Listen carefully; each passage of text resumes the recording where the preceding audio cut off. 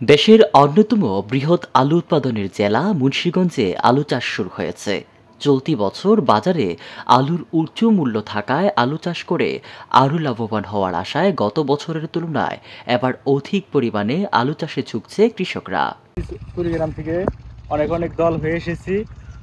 আমরা 14 জন, অনেক 20 জন 25 জন প্রতিবারই আমরা আইসা এই জায়গায় আলু লাগাই।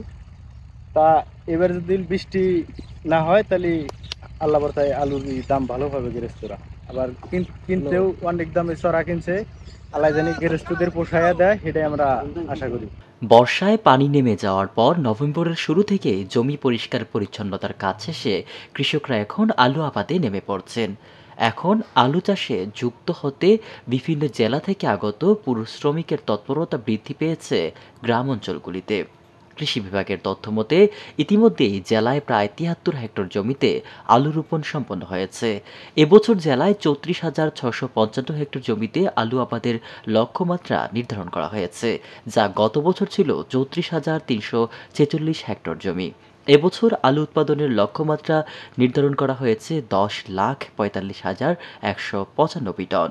কুড়িগ্রাম জেলা থেকে আসছি, 14 জনের একটা টিম নিয়ে আসছি কৃষকদের কাজ করার জন্য।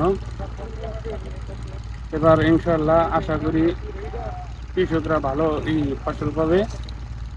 যদি বৃষ্টি না হয় তাহলে কৃষকদের মনের আশা পূরণ হবে। তবে বীজ আলুর সংকটের আশঙ্কায় কৃষকের মধ্যে চরম হতাশা দেখা দিয়েছে। বীজ সংকট হবে শঙ্কায় শেষ পর্যন্ত আলু চাষ ব্যাহত হওয়ার আশঙ্কা করছে তারা। বীজের দাম বাড়ায় উৎপাদন কম হওয়ার আশঙ্কা করছে কৃষকরা। আমি চিলমারি থেকে আসছি এবং আমরা প্রতি বছর এখানে আলু লাগাতে আসি।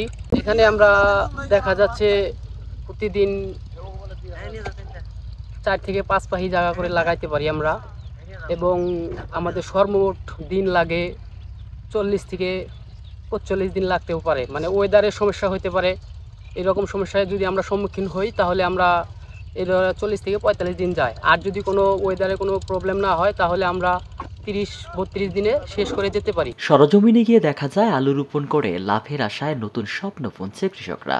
আলুর বাম্পার ফলন করেই লাভের স্বপ্ন দেখছে কৃষকরা।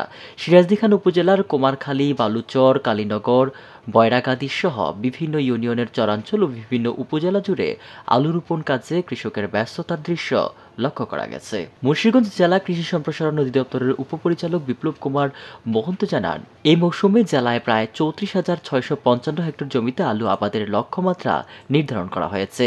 উল্লিখিত জমিতে আলু রোপণ হলে ১০,৪৫,১৯৫ টন আলু উৎপাদিত হওয়ার লক্ষ্যমাত্রা নির্ধারণ করা হয়েছে। মুন্সিগঞ্জ থেকে আসিফ পাদনির রিপোর্ট, আমার বার্তা।